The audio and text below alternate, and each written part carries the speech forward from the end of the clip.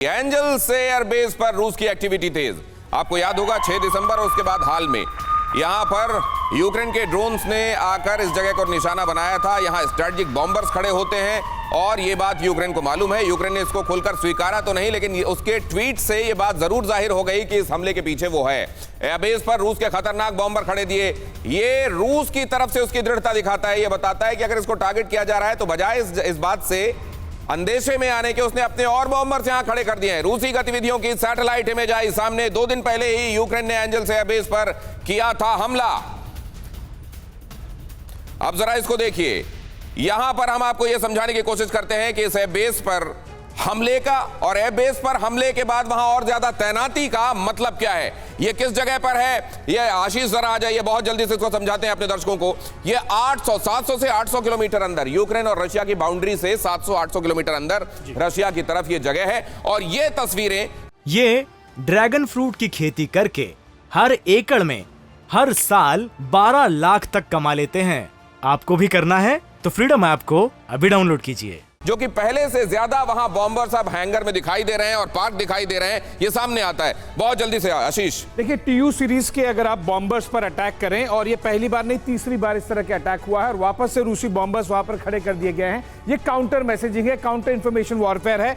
Openly रखा गया है दिखाने के लिए, बताने के लिए कि आपने 2-4 चिड़िया भेज के ड्रोन से एक आध बम गिरा दिए, 2-4 लोग मार दिए, कोई बात नहीं, हम फिर भी तैनात हैं और भी बमबारी करेंगे। और इसीलिए कुछ घंटों पहले एक बार फिर से यूक्रेन के ऊपर अलर्ट आ गया है। लेकिन इस बात को भुलाया नहीं जा सकता कि इतना डीप इंपैक्ट करने का मतलब साफ होता है कि यूक्रेन मनोबल तोड़ना चाहता है रशियन फोर्सेस। मेरा सवाल एक और है आशीष कि क्या इसके बाद वहां पर एयर डिफेंस को लेकर और तगड़ा काम कर लिया गया होगा, क्योंकि एक तरीके से एयर डिफेंस की खामियां को दिखाता है। इसको जरा समझने के लिए चलते हैं। कर्नल डिन्नी, आप समझते हैं कि यह तैनाती है बताने के लिए कि आओ और ड्रोन भेजो, अब हम पहले से तैयार हैं?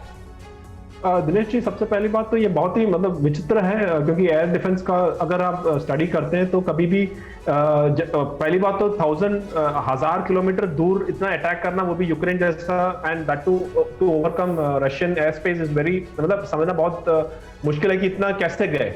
दूसरी चीज, उसके बाद उन्होंने जो एक्स्ट्रा एयरक्राफ्ट वहां खड़ा किए हैं, वो क्लियर एक मैसेज है, अगर वाकई में उस तरह का हुआ है, डेफिनेट मैसेज है कि भाई हम आप लोग जो भी करें, हम आप उस चीज में एक इंपॉर्टेंट खबर आ रही है और आशीष उसको बता रहे हैं। उन्होंने अभी मुझे मैसेज भेजा है कि पूरे यूक्रेन में, लगभग पूरे यूक्रेन में एयर रेड सायरन बज रहा है। आशीष बिल्कुल, कुछ समय पहले ही, जैसा कि मैं वॉल पर समझा रहे थे, कुछ मिनटों पहले ही एयर ऑलमोस्ट 85 to 90% यूक्रेन में एयर अलर्ट सायरन घोषित कर दिया गया है। इसका मतलब साफ है कि they are expecting another major massive missile wave, जो कि हमें एक 8 से 12 दिन के साइकिल में दिखाई देता है। आप ये मान के चलिए कि इस तरह के जो अलर्ट इशू किए जा रहे हैं, कई बार लगभग आधे समय रशिया फेक मिसाइल्स भेजता है, उनके एयर डिफेंस सिस्टम को डिप्लीट करता है, कम करता है और फिर उन्हें एक स्मोक स्क्रीन क्रिएट करता है। लेकिन उसके बाद में आती है एक लगभग 80 से 100 मिसाइल वेव अटैक, जो कि हमें खेरसॉन में देखने मिलती है, बाखमुत में देखने मिलती है, कीव में भी देखने मिलती है।